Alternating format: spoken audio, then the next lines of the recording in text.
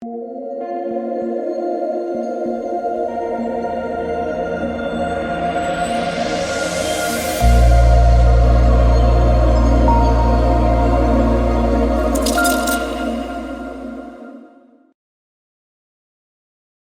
one of the Eastern Conference Finals, we got Miami and Boston. In this video, we're going to be breaking down the showdown slate on Draftkings. If this is the first time watching, my name is DK, and I make videos for Draftkings. I make videos for Prize Picks and No House Advantage.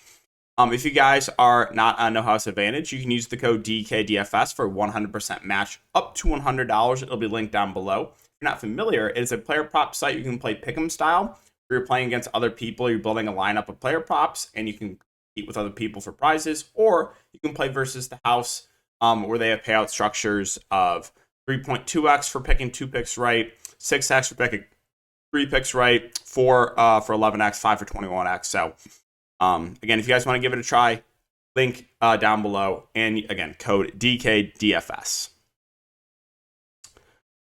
All right.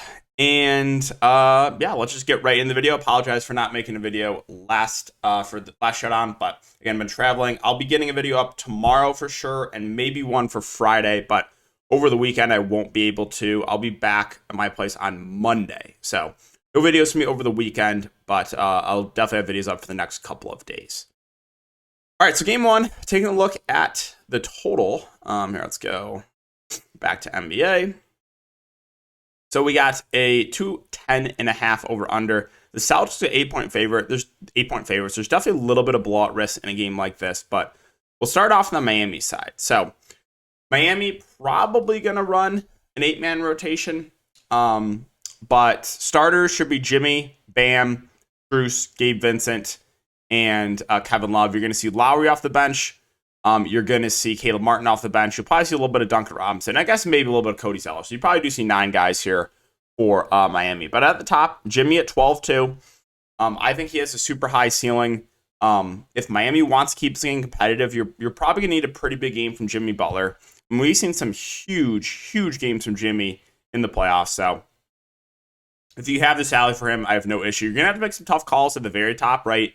We look at Tatum at 12-4 versus Jimmy at 12-2. I will say Tatum probably a little bit safer, but ceiling pretty similar in both those guys. And then Bam Adebayo 9K. I mean, I think he's going to play close to 40 minutes, 39 minutes the last couple of games of the New York series. And he's been playing a bit better. He's been a little bit more aggressive offensively. 20 shots up here, 17 shots up here. Where early in the playoffs, he was a little bit passive. But yeah, 9K for Bam. I think he's a pretty safe play. I don't think he has like a massive ceiling. Like, I think you're probably going to get somewhere in a competitive game, like 35 to 40-ish fantasy points. But I think a pretty safe option. Now, Lowry's at 6'8", so I'm expecting somewhere in the neighborhood of 25 to 30 minutes from him. He's actually played 31 minutes back-to-back games.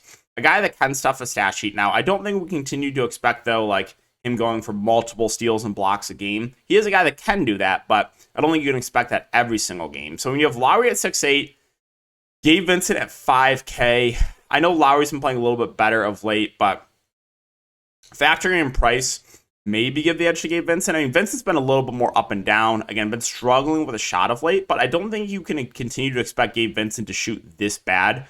Like, over the last 4 games, he has really not shot well, but what happens when he's making the shots, right? And then you got Max Strus, who really is scoring dependent, and really a guy that comes down to whether or not he's going to make his shots, and his minutes can fluctuate a ton. If he's playing well, shooting well, they'll extend him. If he's not, I mean, they can limit him. You've seen multiple games where, he's got limited to low 20s minutes. Even the one game that I played him, he went for -1 fantasy points. So, Strus, a guy that does have a high ceiling, but a relatively low floor if he's not making the shots.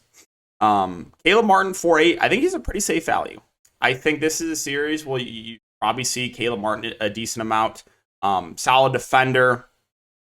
They can throw him on Tatum. They can throw him on Jaylen Brown.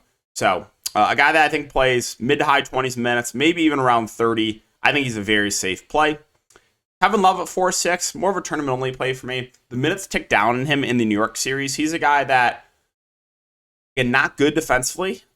He's not a bad point per minute guy, but I'm just not super confident with his minutes. So, Love is a guy that I think more of a tournament-only play for me. Duncan Robinson is 3.4. So, if you think that Max Strus is going to struggle, then you can look to Duncan Robinson. because in the games that either Strus has struggled or Duncan has played really well, right? If Strus struggles, usually they extend Duncan. If Duncan's not playing well, they'll go back to Strus. So I definitely wouldn't play these guys both together. They're not going to be on the floor a ton together, but there's definitely negative correlation with these guys. So if Strus is playing well, you're probably not going to see a ton of minutes from Duncan. If Duncan's playing really well off the bench, you probably see somewhat limited minutes for Strus. And then Cody Zeller is questionable. I think he'll play. He'll probably play a little bit as the backup 5. $1,000. I mean, he's playable, right? You're not going to get a ton from Cody Zeller, but he is the flat min price and should at least see some minutes. And then if Cody Zeller's out, you probably do get a slight minutes bump for Kevin Love. I would think he gets to the backup 5. Like, I don't think they'll go to like Yurt 7. Or, I mean, maybe you could see some small ball with Highsmith, I guess, at the 5. That's also a possibility. And then talking about Boston, so they ran a 7-man rotation the last couple games of the series. I'm not sure if they're going to do that for early on in the series. They probably play 8 guys, but yeah, top end, Tatum and Brown, 12-4 for Tatum, 10-2 for Brown. I think factoring in price actually do give the edge to Jason Tatum.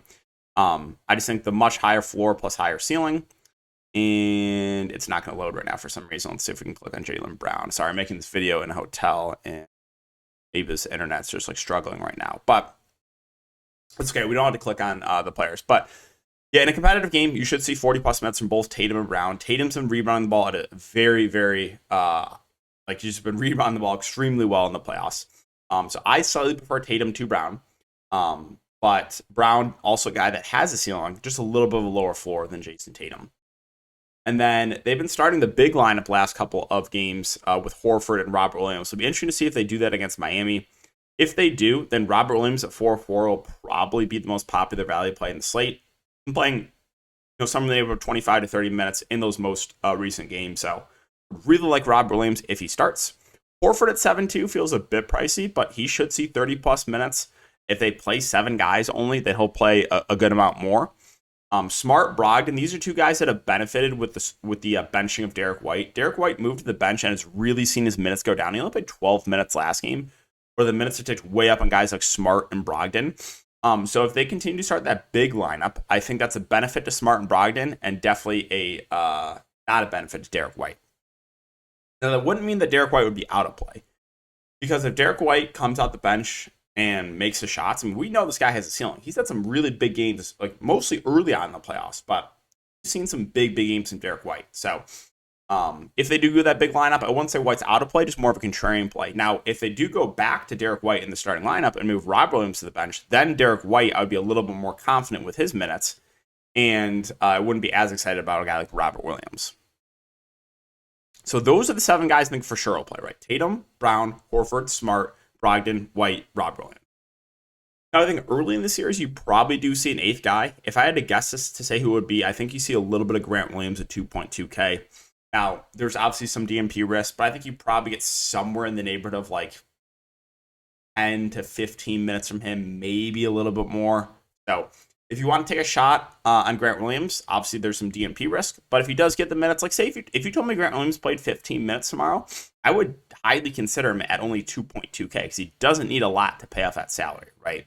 So that's the only guy I think will play unless the game turns into a massive blowout. I don't think you'll see any Sam Hauser, who played a little bit earlier on in the playoffs, but has not been playing recently.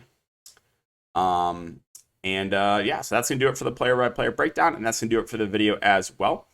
So as always, I really do appreciate the support, guys. If you're interested, if you're playing Prize Picks, you can check out my video. I uploaded about a couple pair props I'm playing for tomorrow. And I hope you enjoy the rest of your night. Good luck, and we'll see you all in the next video.